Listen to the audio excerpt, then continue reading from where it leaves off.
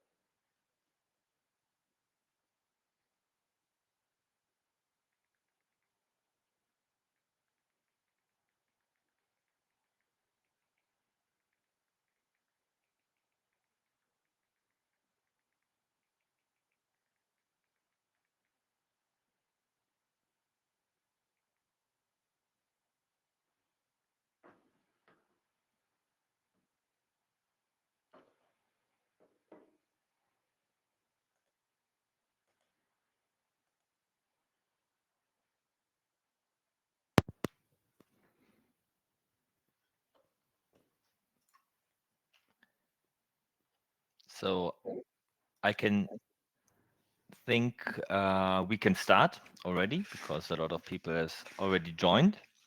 And Nice. now, hello and welcome everybody to our permeability series with the topic bacteria, gatekeepers of mucus barriers. My name is Yannick and I will be your host for this webinar. And I'm very happy to welcome Natalia Suarez as our external speaker today. Hi. Hello, She's wo- everyone. Hi. She's one of the inventors behind Bactigel's patented technology, which forms the foundation of the company's business model. She's a mechanical engineer from the University de los Andes in Bogota, and she completed her master's at the Politecnico di Milano. She further specialized in natural origin biomaterials, tissue engineering, and medical device design and development for the healthcare industry during her PhD studies and subsequent activity as a researcher and professor. She's currently the leader of research and development at Bactigel, and I'm very happy to have you here at the session. Before we start with the webinar, a few things regarding the organization. We have opened the Q&A window where you can type in your questions during the presentations, but we will answer them after the presentation. And without further ado, I will give the word to Natalia. Enjoy the presentation and see you at the Q&A session again. Thank you, Jenny. Thank you very much. Thank you, Fabio, for the invitation. So let's start this presentation. Okay, my name is, as Jenny was telling you, my name is Natalia Suarez. I work at Bactigel, and in Bactigel, we work into the design and development of mucus models that gave us the opportunity to study and harness the full potentials of microorganisms.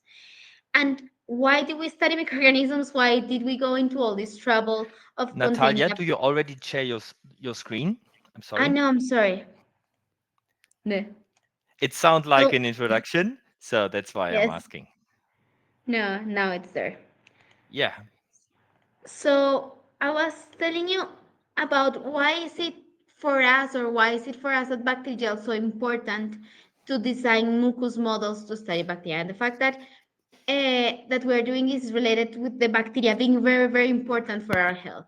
So bacteria, actually, we have more DNA of bacteria in our bodies than our actual cells, and bacteria has great control of the way we feel. Bacteria has control of the pathologies that we may acquire, but bacteria also has the potential to prevent degenerative diseases to get into our bodies or to be developed in our bodies, like Parkinson's, or for example, like chronic inflammation of the gut. And bacteria has all these capacities to regulate our health. So it's very important for us to study what bacteria does in our bodies.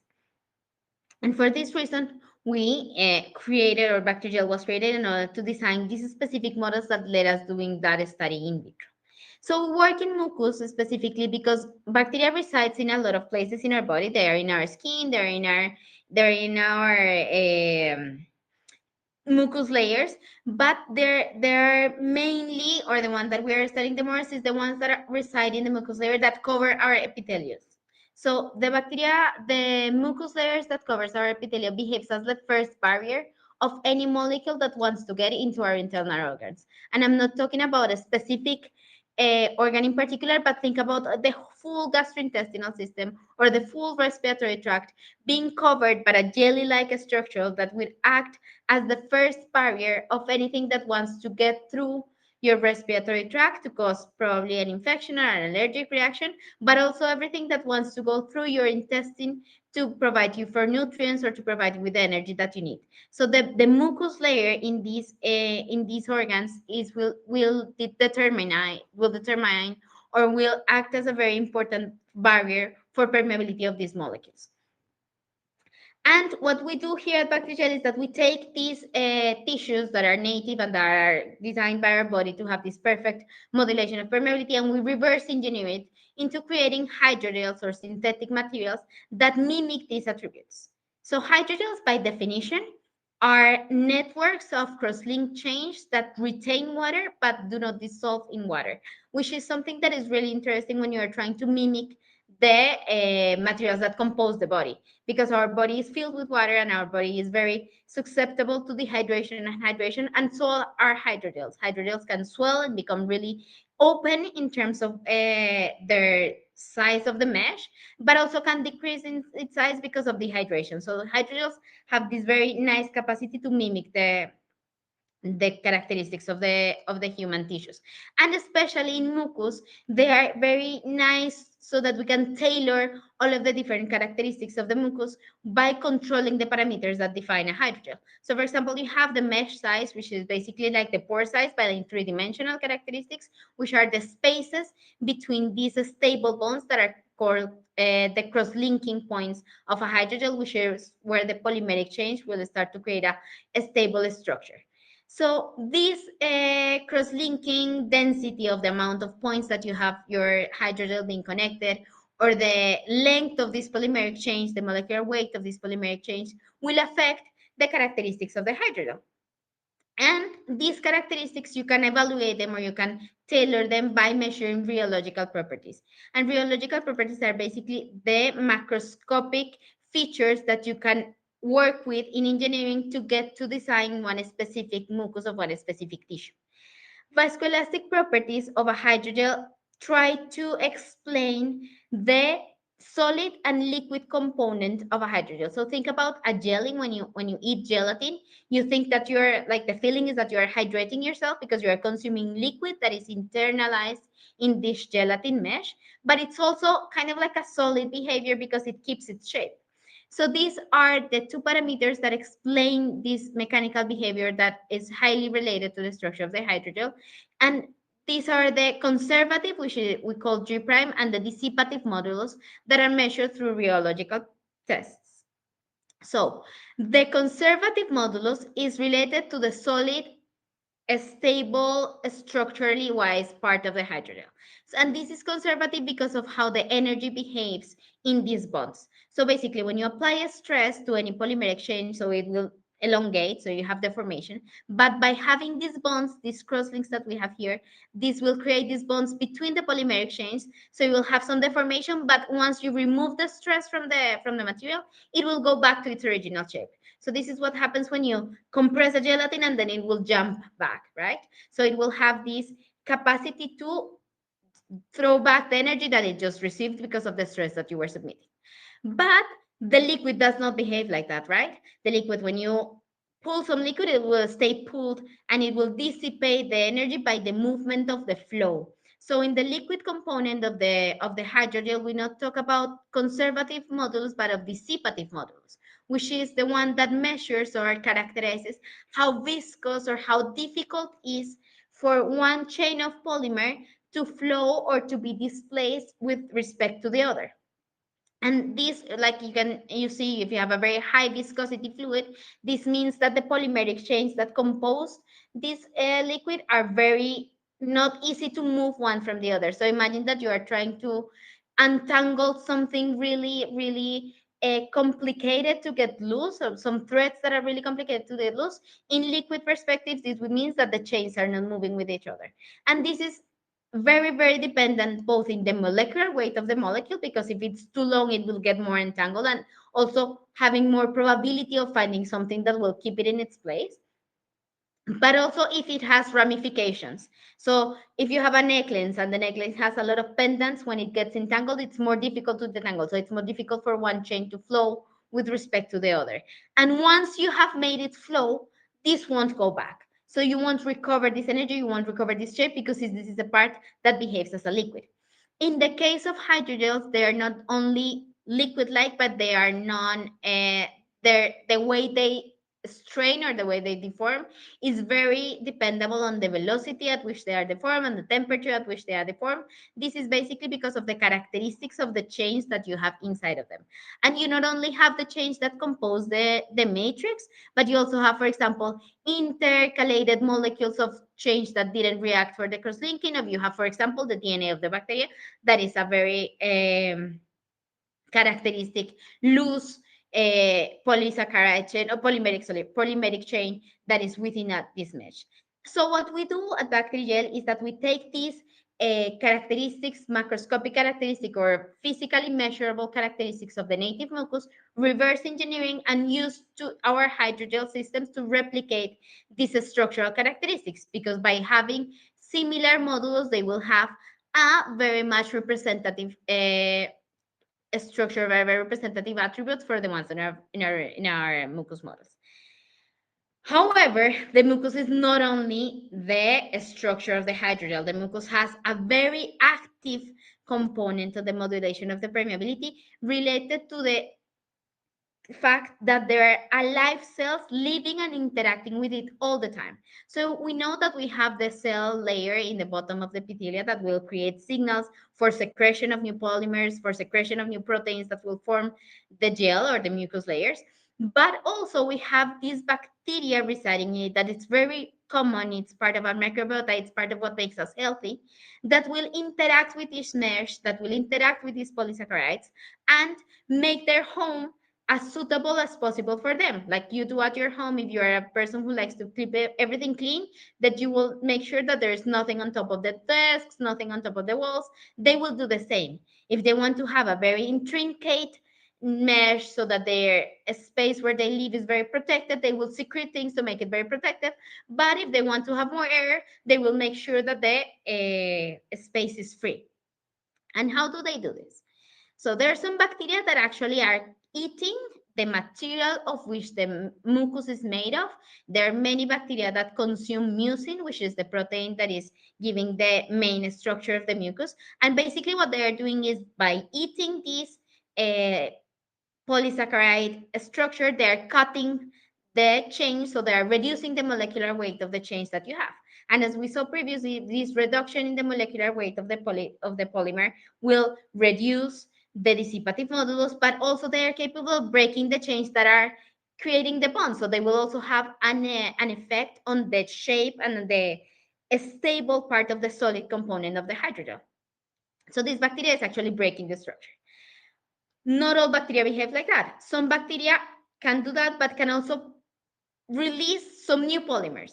So they are actually creating an inner mesh, which can be smaller or bigger or of the same size of the one that you have there, by secreting polysaccharides that are susceptible of being cross-linked or that are susceptible to create cross-bonding between the polymer chains. And this is called biofilm. And biofilm is of super high importance and super high interest in the industry, because biofilm is one of the layers of like extra polysaccharide matrix that protect the bacteria from receiving antibiotics, that protect the bacteria from the signaling, or that accumulate the signaling to communicate with other bacteria, is done through this mesh. So what bacteria does is that they are in this specific area of the mucus, secreting polysaccharides and creating a second mesh within our mucus layer. So this will, of course, increase the viscoelastic properties because you have a higher density of cross-links of bonds within that matrix and a higher density and higher concentration of polymer that you have in our mesh. But they are not alone. You don't have mucus or you don't have mucus layers that are specifically selective to one population of bacteria, and they actually work very well in community. So the bacteria that is sitting can be living next to the bacteria that is producing. So you have very nice distributions of bacteria, and this nice distribution of bacteria will also create distribution of what they eat or what they secrete.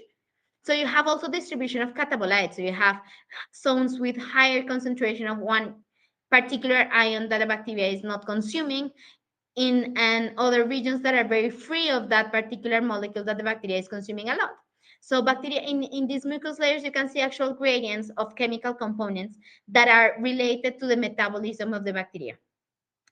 So the idea behind of this is that if you pinpoint a specific depth, or if you do a cross section of the mucus and you select a specific area, you can have microenvironments. And this is not the theory of only hydrogels and something that we think that is happening. Actually, there are some bacteria that we are very familiar with, like lactobacillus and bifidobacteria, that are the ones that we consume in our yogurts. So lactobacillus is the one that makes yogurt being yogurt, and bifido is the one that makes super yogurt being super yogurt. And these two are characterized because they are high producers of exopolysaccharides. So these are the ones that produce this nice mesh of carbohydrates that, as you can see, are relatively high molecularly weight. So they have these big chains of polymers that are cross-linked within the mucus. So what happens with that mucus in which this bacteria resides is that they are increasing the mechanical properties of this mucus by creating a reinforced mesh within the one that we already provided with our mucin producing cells. And this is the reason why by you eating yogurt, you are protecting your intestine, because by consuming bifidobacteria, you're getting cells that are helping you to strengthen your barrier. So reducing the permeability of your gut to potential things that will cause inflammation or that will cause a disease because of unstable conditions in the intestine. So this is why this bacteria works. And this bacteria, depending on when it is located, it will create this sort of microenvironments. We call these microenvironments, but imagine these as layers in which you can see that the bacteria population is more or less the same because they have the same level of interaction with oxygen, or these have the same level of concentration of ionic consumption at the position. So if you pinpoint a specific point in the entrance of this hydrogel, you could see that there is a very local microenvironment that is very related to the population of bacteria that resides in it. But then if you go a little bit deeper, you could see that there is another population of bacteria living in it, and therefore the entire microenvironment will be switched. For this reason, and that this is the technology that we patented and that we are exploiting a lot, Bactigel is working to design and to take advantage of the possibility of creating these gradient gels and this creating these very specific microenvironment gels that provide not only differences in cross-linking or differences in mesh size through the depth of the gel, but also contribute to having gradients of oxygen, for example, so that you can have anaerobic and aerobic bacteria living together in the same structure so that they can communicate, and these physiological properties can happen naturally in vitro, which is very interesting that you can do this outside of the human body so that you can have a deeper understanding on what's happening. And we can tune it to any specific body district. So we can tune it to make it more saliva-like, or you can tune it to make it more cervicovaginal-like, controlling pH, controlling the gradients of this mesh structure and bacteria population that we are using. And we are actually performing, or we are by the end of the execution of a very nice, interesting experiment that I'm going to show you here a sneak peek, but I will make sure that you all get the paper once it's published. Is that we were trying to see how the differences of the population of bacteria from the colon from different donors, so actual fecal matter donations being cultured in these substrates of mucus, changes through time, and how is the interaction between this matrix and these bacteria in different conditions. In gradient, having this changing concentration of oxygen and changing concentration of catabolites and changing concentration of crosslinks, versus in homogeneous models in which you kind of have like an homogeneous structure at the beginning of the culture. This is very important because bacteria then will have some effect in it. And we did this, so we cultured some donors. We got some donation of fecal matter, and we cultured both of each donor in both gradient models and homogeneous models that will provide the bacteria with anaerobic or aerobic conditions. And we compared if having a substrate such tailored for their growth will make any difference than just making the bacteria growth in standard conditions. And guess what? It does give a lot of changes. So this is very interesting. Look at this. Here in the top part of the graphs, you are seeing the changes in viscoelastic properties from the homogeneous gel. So as I was telling you at the beginning, this is very stable, this is very homogeneous. But you can see that through time, once you add bacteria, which is the blue one, the very, very clear one, the very, very light one, you can see that this difference between the control and the one with bacteria is increasing. So the bacteria is actually creating some changes in the structure of this homogeneous gel. And this is also happening, as you can see, this is even more noticeable in the gradient gel. So when you give the bacteria the proper substrate to make the most of its life and to make the most of its capacities in producing exopolysaccharides, they are creating a very big or a change in the viscoelastic properties. And this is only in terms of a structure. If you see the physicochemical characteristics of these microenvironments, you can see I'm showing you here. The control is in the left column and then the respective gel with bacteria in the right. You can see that through time, these gradient concentrations of oxygen, the one that you see in red is less oxygen. So you have a deeper and a more pronounced deprivation of oxygen when you have the bacteria in there. So you have a gradient when you don't have the bacteria because the gel is made that way. But once you have the bacteria and the bacteria is left there, the gradient is lost through time in the control because then oxygen at some moment will arrive to the end of the gel. But when you have the bacteria, that gradient is maintained. And this is very interesting because this is giving us the evidence that the bacteria is doing what they can do to keep their home as as more suitable for them as you want to. And when you compare this with the bacteria that are living within, you can see that specifically these lactobacillus and these bifidobacteria that I was showing you at the beginning are thriving in these types of substrates. There you can see that if you grow them in the BHI, just liquid media without any structural component, they won't grow to their capacities. But if you grow them in this structure, they will continue to grow exponentially until they are basically having the behaving as the native hosts or the biggest hosts of these communities of bacteria. And this is very interesting because this explains why by raising the amount of bacteria, you're also raising the viscoelastic properties. So they are producing polysaccharides that will for sure make the dissipative modulus increase because you will have more polymer and therefore there will be more chains fighting with each other in order to flow. But they are also creating cross-linked um, polysaccharide mesh, which means that the elastic modulus is growing. And if you saw I wish I would have put the pictures here, but if you saw the pictures, you see that the gel, it's not what it used to be. So you see that there is an actual change in the initial model, but the viscoelastic properties are kept or even increased over time because of bacteria creating a newer mesh in this gel, which is very, very interesting. And what's also very interesting for us, like in terms of how this affect our health, is that when this bifidobacteria thrives, which is in the gradient gel, look at this, at 48 hours, it's much like 35% of abundance in respect to what it initially was. It was around 5%, so in the gradient. By having these big quantities of bifidobacteria, which is bacteria that protects our gut by creating a bigger mesh, because it will reduce the possibility of something dangerous passing through and causing inflammation. You see, you reduce and you basically have in existence in this area, inexistent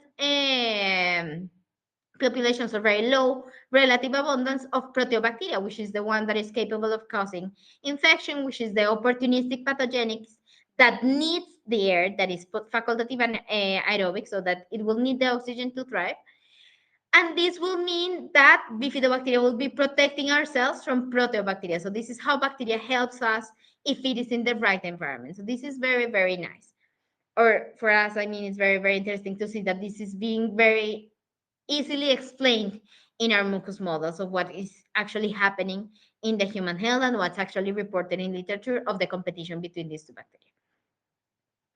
So this gives us a like a very reasonable uh, motive to study permeability at its depth on what bacteria does to permeability of the mucus layers. We have done some case studies for antibiotics, as I was telling you. So biofilm is very important to protect bacteria from antibiotics, and one population of bacteria that is very dangerous if it is not controlled is Pseudomonas aeruginogenea, that is very dangerous for the respiratory tract. And Pseudomonas aeruginosa produces a lot of biofilm. So what we saw in this study is that when Pseudomonas aeruginosa is protected by a structure, you see the green one is in mucus model of cystic fibrosis, is protected by a structure that will allow it to create biofilm. The amount of antibiotic that you need for it to get a for you to get rid of it, for you to get the population under control and not causing an infection, actually gets to 10 times what it was initially needed when the bacteria was free and not in planktonic conditions and not protected by this mesh. So this is a very interesting antibiotic case study. And this is what our gels can do. They can test how antibiotics or how the permeability is changed in the presence of bacteria. There's also another very interesting study of how not only the structural part of the gel was creating an impairment to permeability of molecules, but also the composition of this gel, of these free chains, of these components that chemically interact with the molecules of interest. So they did this study, and one colleague of mine did this study before me, and he wanted to understand how the mucin, which is the main component of mucus, interacted with the different antibiotics. So as you can see, the epirubicin, which is highly interactive with mucin, so it will create chemical relationships with the main material in the mesh, reduces its permeability very, very, very much when it's in presence of a Mutrigel compared to a standard permeability test, which is Pampa. So mucus will be a very, very important consideration to have when you are trying to develop a new molecule that you intend for it to go through a mucus layer. And not only mucin, but he also proved that, for example, when you have the same level of interaction in terms of chemical affinity with mucin, the size will also be very well represented in the mucus layer for it to reduce the permeability also of gold nanoparticles, which are very not as interactive as the pyrovicin, but in a different mesh, in a different size. So with all of this, we are very, very interested in trying to study permeability and its depth, and we're starting a project with our beautiful permeapath here from Flavioc, in which we intend to study or to complement our model not only with the mucus layer, but also having a layer that represents the actual epithelium, so that we can have a very complete representation of what really an epithelial layer is. And well, this is something that I will invite you all to participate, and we are working with Fabio to develop this project. The preliminary results that we have so far is that the mucus, well, and here we're not talking about antibiotics, but just permeability of a fluorochrome, so that we can see actual passage of molecules through the layer, is reduced in the presence of bacteria, in the presence of gram-negative and gram-positive bacteria, and it's also transferable to yeast and fungi. So in the presence of microorganisms within the mucus models, you will see a decrease of permeability just because of the existence of these pathogen of these microorganism potential pathogens in our mucus layer. So this is something that really needs to study, and we're going to start this project very, very soon, and we are more than invited to participate. So this is how bacterial approaches permeability. We want to study the mucus layers. We want to have very representative models of the mucus layers in vivo, so that we can have the study of these very interesting microorganisms that are bacteria and that are yeast into how they affect the permeability and, of course, therefore, our physiology and the capacity of our body to receive some molecules that are either good or bad for us. This is, of course, done by a very complete team. We have our three scientific advisors who are from three universities in Italy that gave the spin-off for bacterial being born. And we have a very nice team of people working in our labs. Thank you to all of them for these amazing results. And I think that this is the first time that they're also seeing some of these results being published. So we will keep you posted on how this development goes so that you can all get a nice peek on the complete results of the paper. Thank you very much. Please let me know if you have any questions and keep in touch with Bacterial and Fabioic for understanding permeability and bacteria and mucus models. Thank you, Jenny.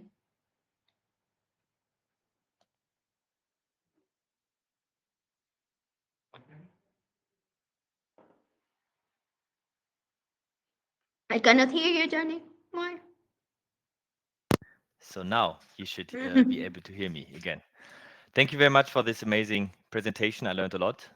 Some new points for me as well.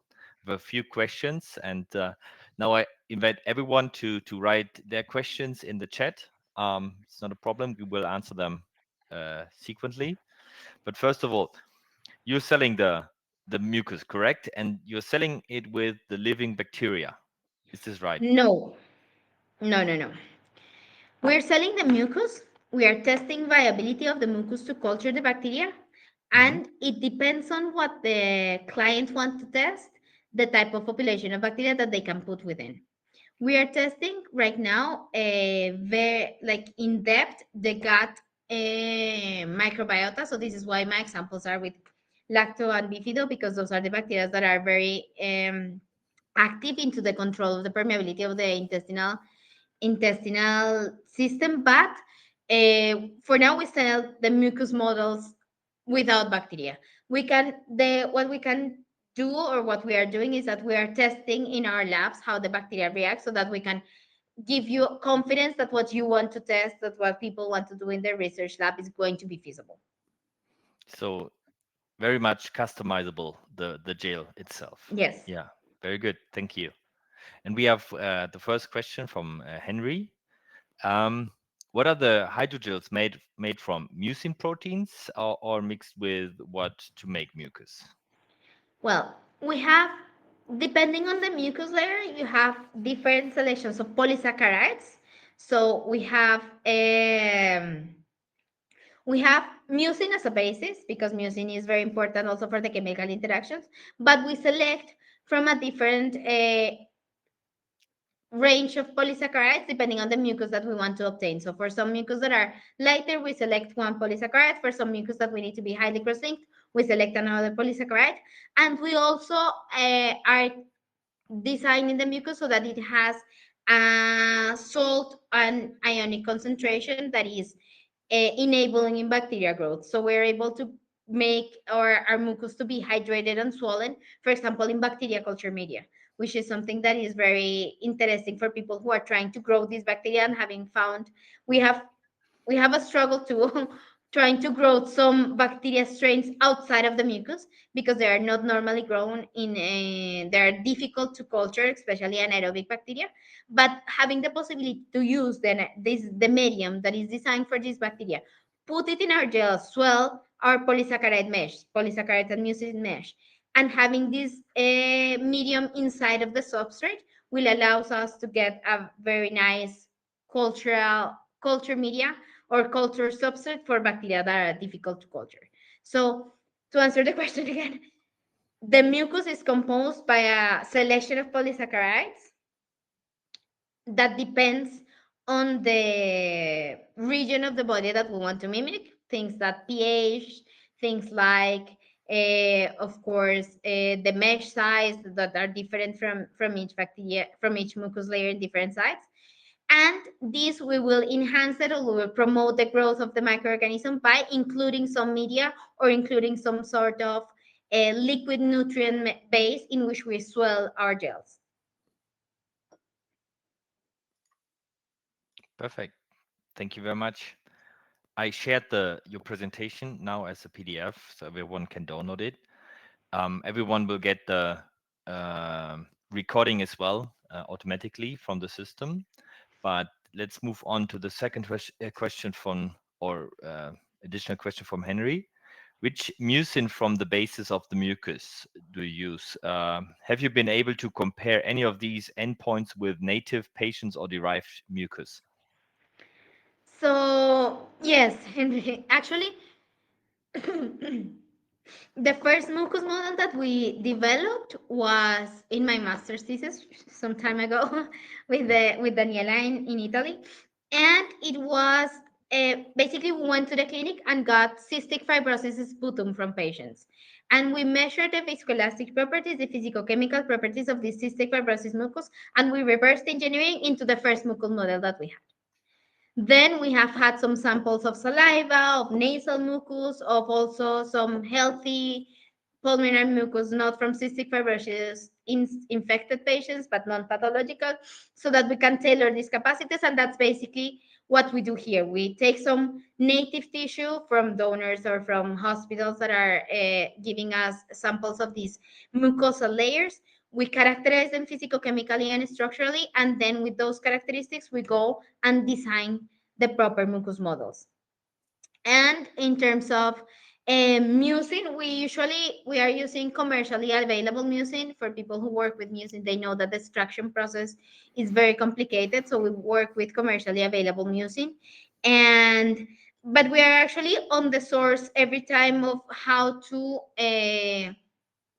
optimize our products for that specific tailored that the client needs. For example, there are some clients that require some specific tissue or some specific tissue in a specific pathological condition, right? Because if you're talking, for example, in intestinal mucus, but of someone who is a patient of a bowel inflammatory disease, so this will have a specific characteristics. So we will switch between the differences in polysaccharides or the difference in music in types of mucin, so that we can produce the most mimetic mucus model for that specific condition. But for now, we're using commercially available mucin from Sigma, which is the one that is easier to get because extraction of mucin is highly complicated. It's a nice business, but it's highly complicated. Perfect. Thank you very much. But your mucus will be much more accessible than the native or the patient-derived mucus, isn't it? Yes, and also less regulatory hurdles to use it, right? We are Yeah. an in vitro research only product, so anyone can have in their labs. It's not mandatory to have any security of clinical practices, certification, or anything that will make it hard to do research, but it's a very nice starting point for development of new molecules without entering the hurdles of regulatory issues. And you will discard a lot of potential molecules just because of their initial interaction with the mesh size. And by having an in vitro reagent that will help you do this in a fastly, high throughput, cheap manner will be very, we hope that it's very helpful for the people who are developing these molecules. Perfect. Thank you very much for those great questions, Henry. Now, Lydia has another two questions. She lost the connection sometimes, but I think the questions haven't been answered yet. Have you seen any differences on rheology between having planktonic Pseudomonas aeruginosa or their biofilms? The second question is, have you characterized as well the yield stress? Is it affected by bacteria? Okay, so for rheological changes, yes, it was actually one of the first things that we tried to understand. We have not like recently done the experiment of comparing with CF or infected mucus from patients for doing this type of test of seeing like in vivo changes of these of infected patients mucus in rheology, but in our in vitro models, after having cultured Pseudomonas aeruginosa and after having cultured other types of bacteria, we have measured rheology. So yes, the presence of biofilm. As for Lactobacillus and Bifido, for Pseudomonas, we have also done it. Actually, is the one that we use typically in our shelf life studies because Pseudomonas is one of our, as I was showing you, is one of the three ones that we fastly test for our studies, which are E. coli, Pseudomonas, and albicans, which are the three ones that we use as our standards, because Pseudomonas is a very known producer of biofilm. So we have done those studies, and yes, we have cultured Pseudomonas in our hydrogels and conducted rheologies, and Pseudomonas creates biofilm and therefore increases rheological properties.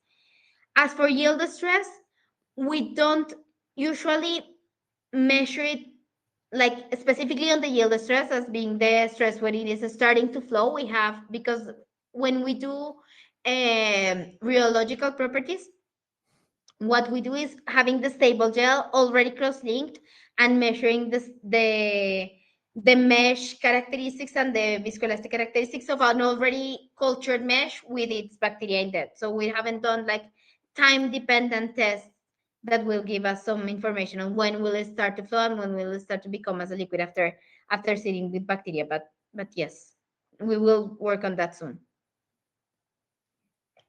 Perfect. Thank you very much.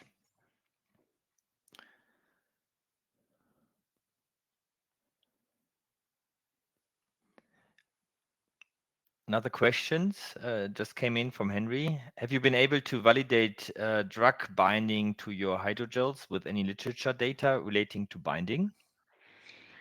Yes, well, this is how we were. The last slide that I showed you that showed the interaction of mucin with pyrovicin, which is one of the antibiotics that I was showing you, and of ciprofloxacin, which are known molecules that interact highly with mucus. We have done those studies on our mucin-based hydrogels to see that they behave similarly to the reported literature on the relationship of these molecules with mucin itself as a loose molecule, I would say, not as a part of a gel, but as a part of a liquid solution of mucin. They are known to have interaction. So we replicated those interactions in our gels, and we saw that there was also an impairment in permeability because of mucin. So yes, but we are working. If everything goes right, we will start working on nutraceutics. If everything goes very well, we will start working on the. Also, there are some people who are also very interested in mucolytics, for example, which is something that we are very interested in to start trying as molecules for bacteria control, especially for infections. Okay, perfect. How do you see this topic about mucus and bacteria cultures to investigate the infected or inflammatory tissue in the industry? Is there a, a rising interest in such a Yes, technology? I think that now we are more in an understanding of the capacity of bacteria, of microbiota to control the development of our health. This is true for chronic inflammatory conditions, and it is known that chronic inflammatory conditions could lead to neoplastic lesions, could lead to a rapid degeneration of the tissues, and these are very annoying subjects for the healthcare system because those are things that can be prevented. Because if you have a low inflammatory life, then at the end of the, or by the time you age, you will have a healthier ecosystem. And what is known and what is being studied right now is how the bacteria will help you to control those inflammatory cues. Especially the main focus right now, I would say, is in the gastrointestinal tract, or the microbiota in the gastrointestinal tract.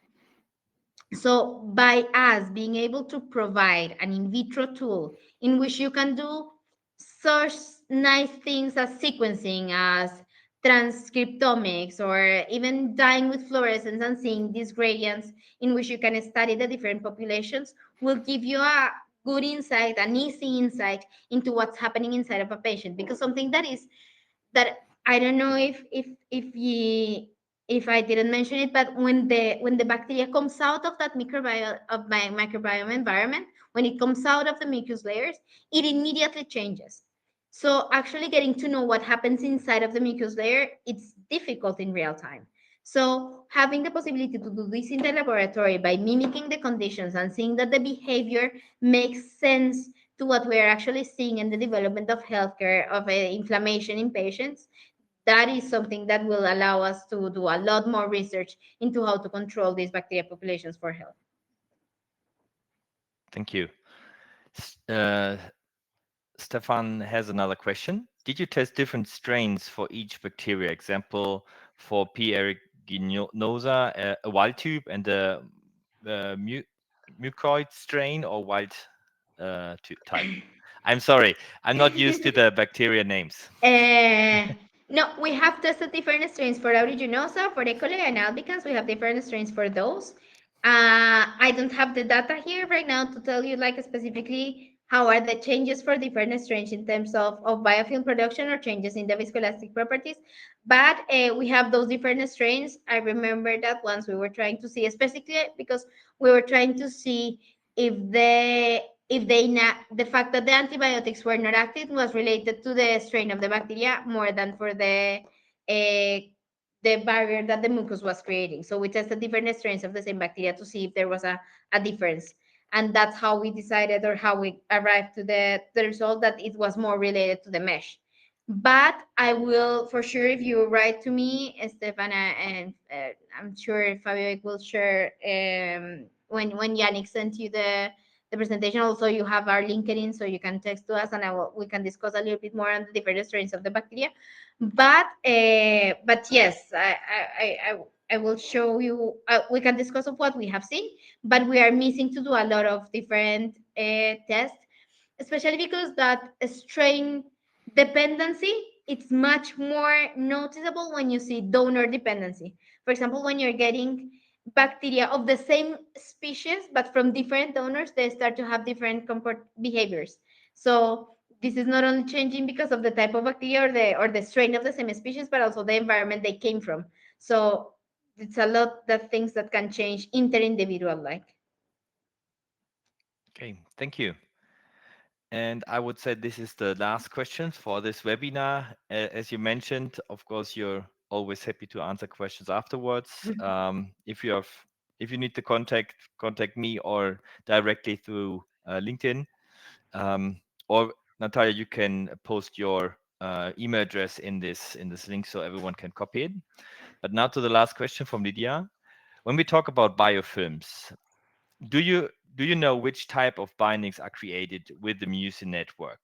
Is it entanglement or cross-linking through example disulfides, bonds, or all of them? Well, there is I don't have the information of what a specific type of bonds are creating. So if it's all disulfide or if you're having I don't know, carbopeptide chains being connected through the carboxyls or something like that. But there is definitely from both components. You have cross linkings, which are incrementing the mesh stable behavior, but also there is the aesthetic or the physical restraint to movement related to entanglement. That's why you see also an increase in the dissipative modulus. So I don't have the specificity because also it's very dependent on the type of polysaccharide that the bacteria is releasing. So it will be depending on the type of bacteria and what type of exopolysaccharide they are secreting. But you have both of them. You have an increased viscosity component and an increased elastic component, which means you are having an increased cross-linking, but as well just having an increased entanglement. So you have both types of, because these are polymer size of very different ranges of molecular weight and with or without ramification. So there are all sorts of reactions happening in there. Nice. Thank you very much. Natalia, just write your email in. So if anyone has a Yes. question, can contact you. From my side, thank you very much again, Natalia, for your Thank you very insights much. and your knowledge. I'm very looking forward to your future studies and the publications, and I'm looking forward Yes. to our collaboration. And thank you everyone else for attending this great webinar. I hope you had some takeaways. Um, and have a great afternoon, a great day, and see you soon at the next webinar. Natalia, thank you very much. Have Thank a you good very one. much, everyone. Very happy Bye to be here. bye. Bye bye.